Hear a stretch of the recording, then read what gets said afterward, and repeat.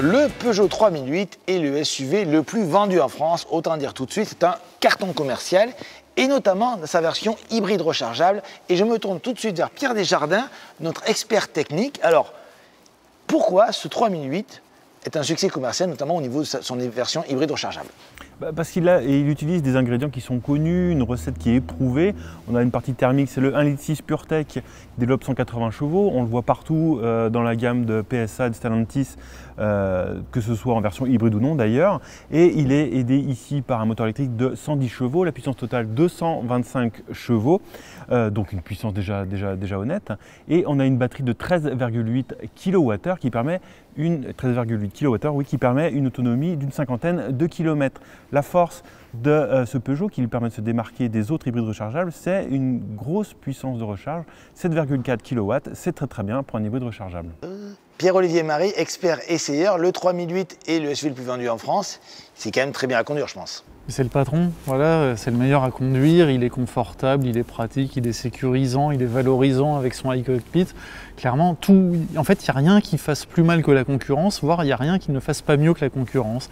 Voilà, c'est un véhicule très bien né, et dans cette version hybride rechargeable qui peut rouler jusqu'à une cinquantaine de kilomètres en mode électrique, il coche toutes les cases tout simplement. On peut regretter son volume de coffre en léger retrait par rapport à la version thermique, pour le reste, rien à dire.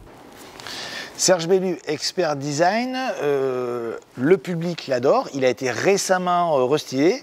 Est-ce que tu es du même avis que, on va dire, la population?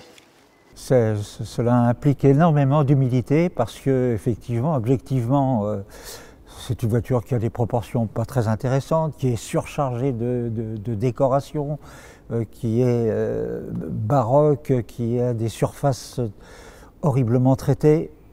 Et malgré tout, ça marche. Donc le design n'est pas l'argument de vente numéro 1. Il y a les qualités qui ont été évoquées par Pierre-Olivier notamment et qui dominent le design. Michel Holz, expert stratégie. Le 3008, c'est un peu une des pierres de voûte de chez Peugeot quand même. Oui. Dans cette version, écartons tout de suite cette version hybride rechargeable qui est destinée avant tout aux entreprises, et ça marche pour les entreprises, c'est la voiture de fonction idéale des cadres. Mais le 3008 pourrait bientôt souffrir de son succès. C'est-à-dire qu'une voiture pour se vendre bien, au début, il y a les passionnés qui l'achètent, ensuite les gens le voient dans la rue, ils disent tiens c'est bien, je l'achète. Mais il y a un moment de saturation quand le client supposé en voit partout et tout le temps et voit tous ses voisins avec la même voiture, il peut avoir une espèce de réticence à l'acheter pour ne pas faire comme tout le monde. Donc peut-être que Peugeot avec ce 3008 est arrivé à ce niveau-là. Ça va être à surveiller dans les prochains mois. Florent Ferrière, expert budget et tarifs. On sait que le 3008 est cher, ça n'empêche pas de marcher. C'est un succès, donc ça incite Peugeot à gonfler les tarifs, surtout que Peugeot essaye de monter en gamme. Alors en hybride, ça n'arrange pas les choses. Au restylage, les prix ont encore augmenté, ce qui fait que maintenant l'hybride démarre à plus de 45 000 €. Alors heureusement, l'équipement est généreux. Alors l'avantage, c'est que si l'emballage n'est pas la priorité, si vous préférez la technique, il y a à côté des cousins Citroën C5 Aircross et Opel Grandland X qui ont la même fiche technique et qui seront moins chers et vous pourrez d'ailleurs faire négocier en faisant jouer la concurrence entre toutes ces marques. Manuel Caillot, expert fiabilité, est-ce que ce best-seller a des soucis de ce côté-là? Alors oui, depuis son lancement, mais surtout sur les versions thermiques. Évidemment, cette version hybride rechargeable est beaucoup plus récente. Alors on va zapper les versions thermiques, les problèmes avec le 1 litre de PureTech. D'ailleurs, celui-ci utilise le 1,6 litre PureTech qui a eu par le passé des soucis, mais qui a été fiabilisé depuis. Ça, c'est un bon point. La partie électrique, batterie, moteur électrique, ne semble pas poser de soucis depuis son lancement avant le restylage. Donc ça, c'est plutôt un bon point.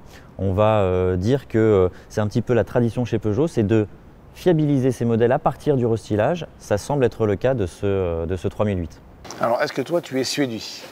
Moi, je suis très séduit par ce 3008 depuis sa sortie et ça continue aujourd'hui. Florent?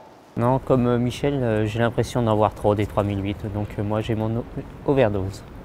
Michel? Moi, je suis aussi snob que Florent, donc on dira non. Serge? Et moi, comme je ne suis pas snob, je le laisse aux amateurs de bling-bling. Pierre-Olivier? Je le trouve d'une laideur sans nom, je préfère le Citroën C5 Aircross. Pierre? Moi je le trouve pas si vilain que ça, mais par contre je préférerais un Kia Niro pour son efficience. Et de mon côté, je n'aime pas les SUV, mais si je devais en acheter un, ce serait celui-là.